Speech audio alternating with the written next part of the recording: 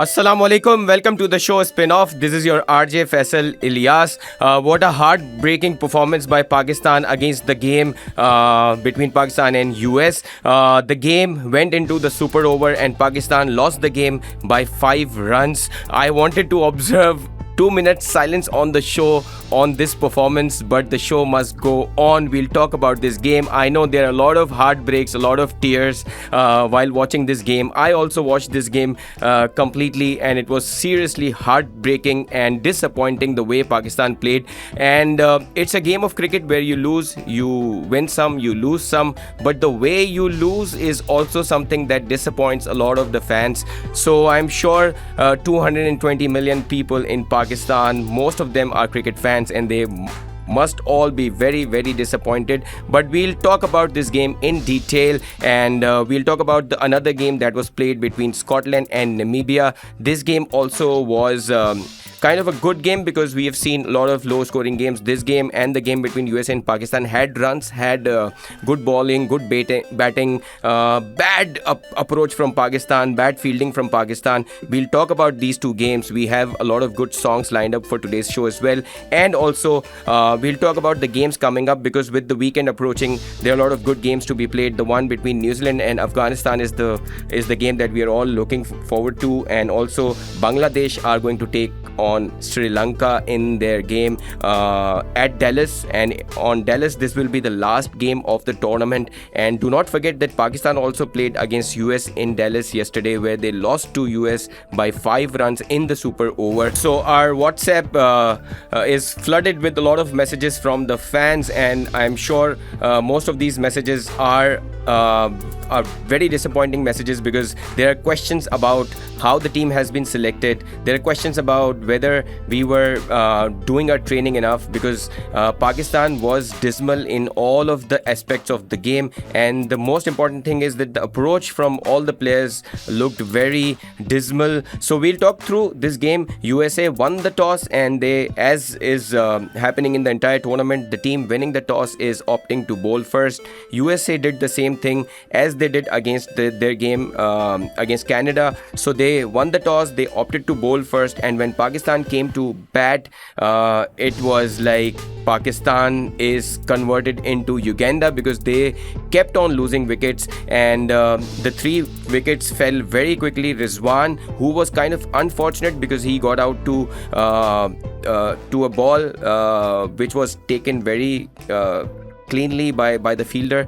So he was slightly unlucky. We saw that he made his comeback as a keeper. He was good as a keeper also, but rest of the players are very seemed like they were not ready for the game. Rizwan, Usman and Fakhr, all 3 of them got out very quickly. So Pakistan was 26 for 3, and in the power play, Pakistan could only manage 30 for 3.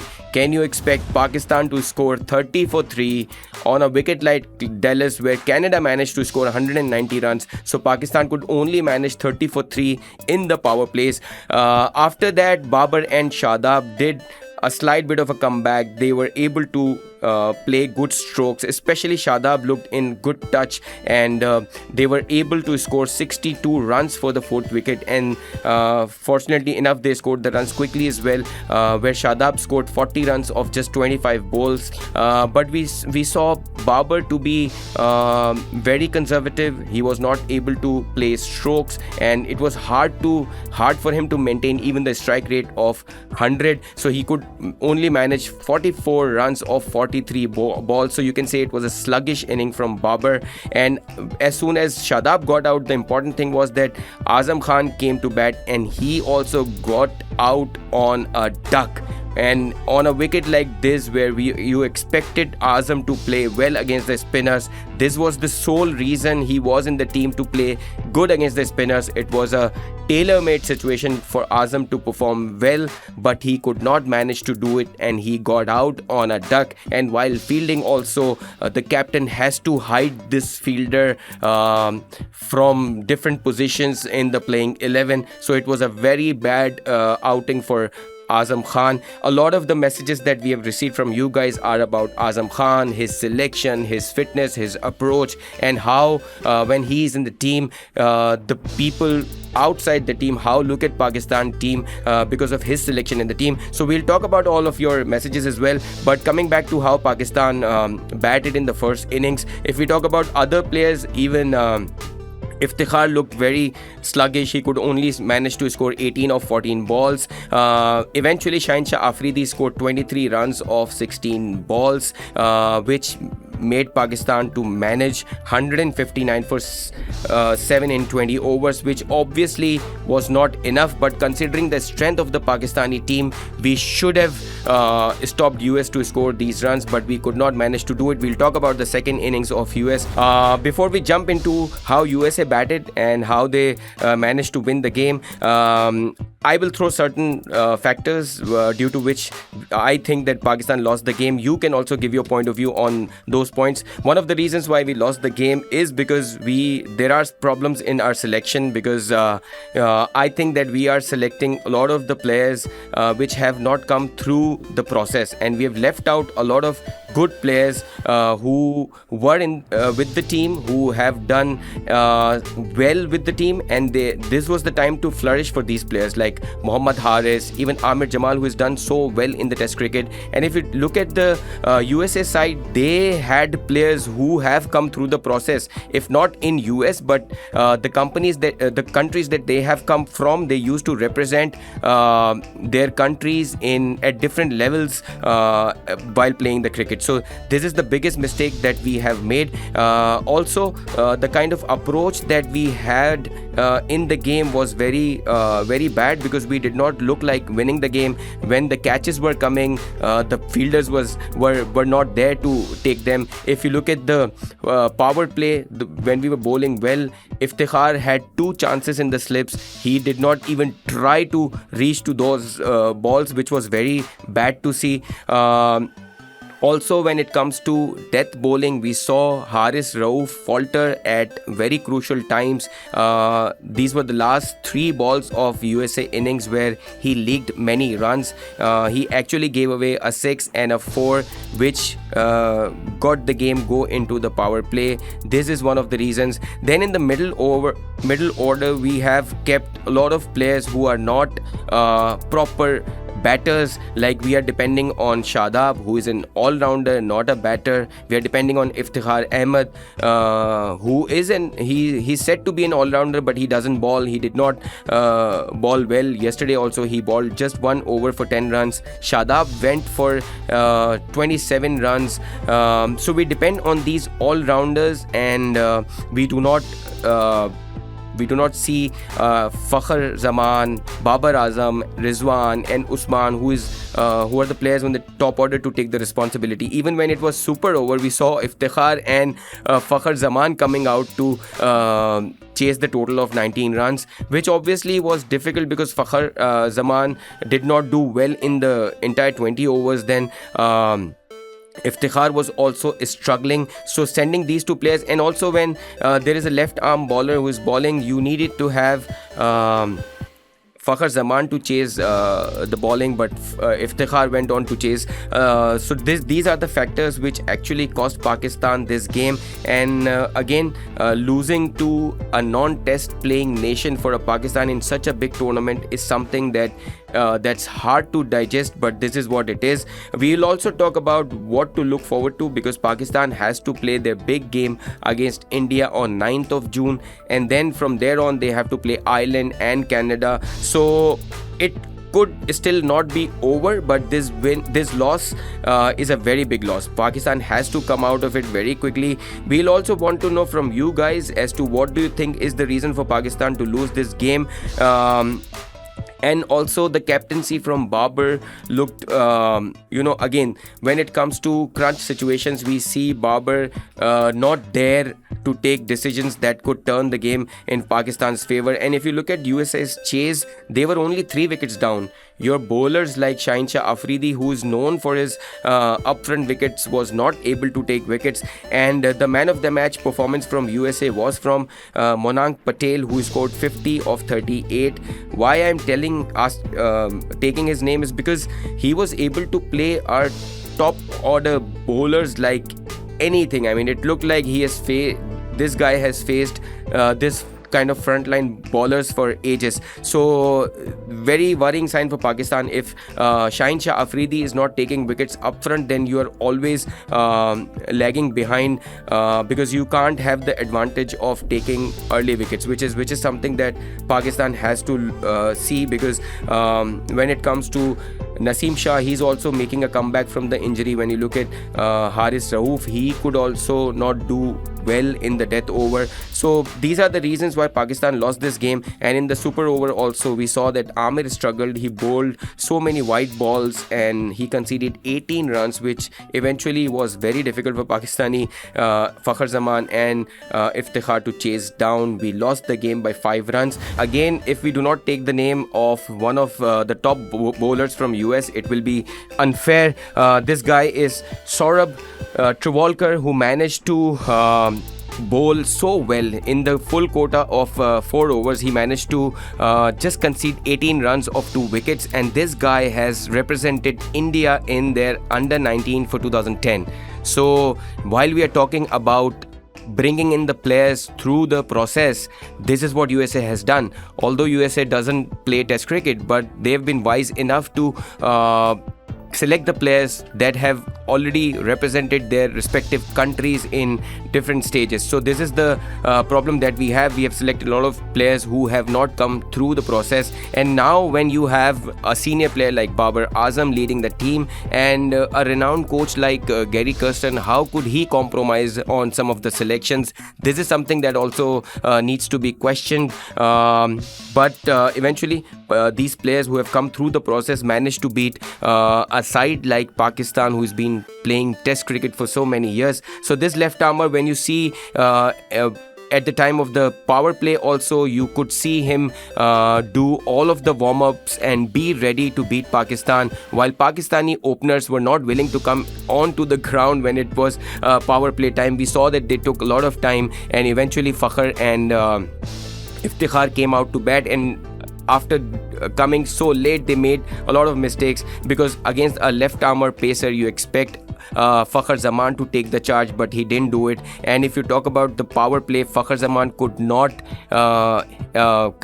take even a single ball. He did not play any ball in the power play against the left arm pacer. So this again was a big mistake that Pakistan made. But overall, all of the players looked like hiding from the picture, and everybody wanted to get away from this game. So this was the reason why Pakistan lost this game. So a lot of questions to be asked from the management and from the captain. We'll see how Pakistan comes back from this dilemma that has happened. But again, Pakistan has lost this game, but the good thing is that Pakistan still has a chance. If Pakistan manages to win all of their remaining games that they have to play against India, Ireland and Canada, then only Pakistan has the chance to qualify for the next round. But I'll leave this game here. I'll ask you guys to also give your suggestions, your feedback as to how Pakistan has done so badly, and what are the steps that Pakistan has to take in this tournament to come out of this. But one thing that I'll tell you, that when Pakistan is down and out, they come back strong. But although chances look bleak, because this time around our team is very weak, and we have seen that there is no collaboration within the team as well. We saw it was very lackluster collaboration yesterday in the game. But if you talk about T20 tournaments, last 2022 World Cup, which was won by England, when they started their campaign, they lost to Ireland in the first game, and eventually they managed to win the World Cup. So one ray of hope, one good thing that we can talk about is that Pakistan still has a chance, and we have seen teams winning the tournament from this kind kind of a performance. So we expect our team to do it in the upcoming games. Also, one thing that we must talk about is the spin department of Pakistani team is very weak. Iftikhar and Shadab are not able to convert it to winning performances. We saw yesterday that when Pakistan was bowling well in the middle overs, as soon as Shadab comes in, there were again sixes and fours being hit at will from the US team. So spin department has to get better because they're not able to do the job for such a long time. Now you have to come up with Abrar and Imad very quickly in the next games. What's the situation on Imad? That is also is to be seen because he's said to be not fit for the games, but it's very critical for Pakistan now that he comes strong, he becomes fit and he plays the next games. Also, Pakistan's warm-up matches were not able to be played because of the rain, and also this also has impacted. So we look forward to Pakistan team to do well in the next games, and especially in spin department we have to do well. So we'll talk about it further. We'll talk about the other game that was played yesterday between Scotland and Namibia. We'll talk about it also. We've spoken a lot about Pakistan and USA game, and this is what it is. Pakistan has lost their first game in ICC T20 World Cup 2024 men's edition. There's only one way we can go up from here, because we are down and out. Up until now we have had bad 6 months before this T20 World Cup, and the first game has also gone badly for us. So from here on, the only way is the way up, and we expect our team to do well in the upcoming games. And the upcoming game is a big one between Pakistan and India on 9th of June, which is supposed to be played at New York. Thankfully on a different ground within US, and we hope that the pitch in New York is going to be better compared to what has been played over there in the last 2-3 games, where these games have been very low scoring games. But it could be a blessing in disguise, and with the changes that we've spoken about, if Pakistan manages to play a better team, if Pakistan manages to collaborate better in the field and to do well, it could be a complete turnaround. And Pakistan is one of the very unexpected sides. They can turn up on a given day. They can beat India also, and we hope that Pakistan team does it, because that is the only way all of the interest of our nation is going to remain in this T20 World Cup. Alright, so we'll talk about now about the game that was played yesterday, the other game that was played yesterday between Namibia and Scotland. This game also was very interesting because we have seen that Scotland has done well against their rain affected game against England. Here also they managed to win the game by 5 wickets against Namibia with 9 balls to spare. And the good thing is that Namibia has already won their game against Uganda, so the competition is very good.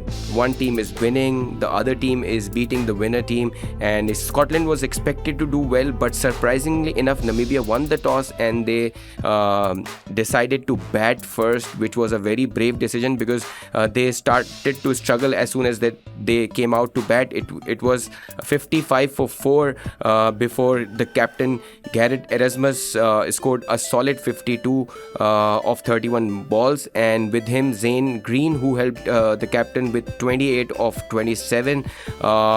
These were the two performances based on which they were able to score 155 for 9 in 20 overs, which obviously was not enough. It was chased down by Scotland within by 5. It was chased down by Scotland by losing only 5 wickets, and 9 balls were left before they won the game. But for Scotland, in bowling, Brad Wheel was able to pick 3 wickets for 33 runs, and Bardley Curry was able to take 2 wickets of just 16 runs. So these were the two bowlers that did so well from Scotland to bowl out Namibia for just 155 runs. When it came to Scotland's batting, we saw Muncy, one of their openers, do so well in the game against England, but he got out early. But Berrington top scored in the game with 47 runs of just 35 balls, and Michael Leask scored 35 runs of 17 runs. This between these two players was the partnership of the fifth wicket, which managed Scotland to win this game with 9 balls to spare. But for Namibian captain, Rasmus stood out with 2 for 29 as well. He did well in the batting as well. So all-round performance from Namibia's captain, but they could not beat Scotland. Eventually, Scotland beat Namibia by 5 wickets with 9 balls to spare. So another 2 points for Scotland. They already had 1 point with the washout game against England. So this group is also to be watch out for, because non-members teams are also doing so well in that group, and Scotland is for me the team to watch out for. They have given tough time to England and they won the game against Namibia as well. So this group is also very open. If we talk about the upcoming games, we have 2 big games lined up for today evening, and 1 game is to be played early morning tomorrow. The first game to be played, which is to be played today at 7:30 p.m. is New Zealand and Afghanistan. It is to be played at Guyana Providence Stadium. Alright, so the next match is to be played between New Zealand and Afghanistan, which is going to be played tonight 7:30 Pakistan time, and this is going to be a big one because both of these teams are one of the contenders for the semi-final spots or the Super 8 spots first, because these are 2 big teams. We have seen that New Zealand has been able to be in the semi-finals for many years in T20 tournaments, and they generally do well in the ICC tournaments. If we talk about their records in the T20 World Cup history, they were able to manage to reach the semi-finals in 2007. They were in the Super 8s in 2009. Then they were again in the Super 8s in 2010 and 2012. In 2014 and 16, they were able to manage semi-final spots. In 2021, they were runner-ups, and in 2022, who can forget, they lost to Pakistan in a very good semi-final in 2022. Pakistan then went on to lose against England in the finals of 2022 World Cup. So New Zealand is one of the strong sides, but we've already seen the glimpses of Afghanistan's dominance. They did so well against a minnow team, Uganda, but they looked very comfortable. Their batting was very good. They are already known for their good spin bowling, with the captain Rashid Khan leading the pack. So this game is to be seen, is going to be one of the good games of this tournament, and this game is going to be played in the Guyana Providence Stadium, which has the history of producing very good games, and these are good sides. Like I said, Afghanistan has already won their game against Uganda, and if you talk about other games in this group, West Indies has already won against PNG, and Uganda has won against Papua New Guinea. So this group is also very competitive in terms of all of the sides have done well so far. Afghanistan has won their match, West Indies has won their match, Uganda has surprisingly beaten Papua New Guinea. So this group is also very exciting, and we'll have to see which 3 teams will manage to go to the next stage, because there will be big fight between New Zealand, Afghanistan and West Indies from this group to qualify for the round of 8 teams. And coming back to Pakistan's chances of going into the Super 8, I want you guys to give your feedback as to what changes Pakistan should make, what tweaking Pakistan has to do to come up strong against India. What do you guys think about the pitch that's going to be there in New York? And there is also news about Pakistan team's change of hotel, because Pakistan's hotel was very far away in the New York from the ground. So Pakistani PCB chairman actually went out and requested ICC to change their hotel, and it has actually happened, and Pakistan team has come close to the ground. So this also is good, because these logistic things also matter when you play big games. I hope Pakistan team, because you can only support the team from here on, because they eventually represent Pakistan. There are a lot of questions about the team, but we have to support our team.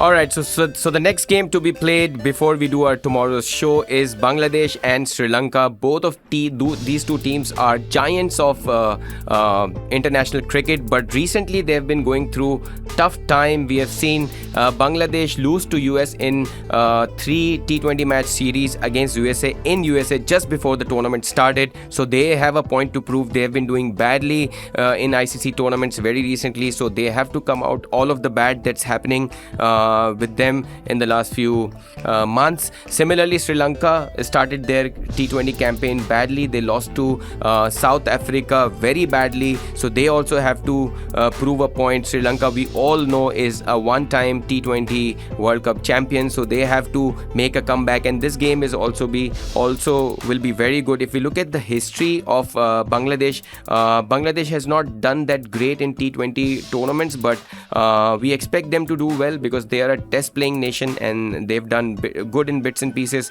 Similarly, Sri Lanka is also going through a lot of rough time most recently, but we expect them to do well, though these two teams do well against Pakistan generally, but we expect them to do well generally as well. Alright, so we expect this game. One important thing about this game is that this is the last game in Dallas this season in T20 World Cup, and Dallas is the ground where we lost to US, and US has been doing so well in Dallas in this season. They've won both of their games in this ground. Alright, so we expect this game and the game between New Zealand and Afghanistan to be very good games. We'll talk about post-match analysis of these two games in tomorrow's show. This point in time, I'll have to say goodbye to you all of the listeners. I'll see you guys tomorrow.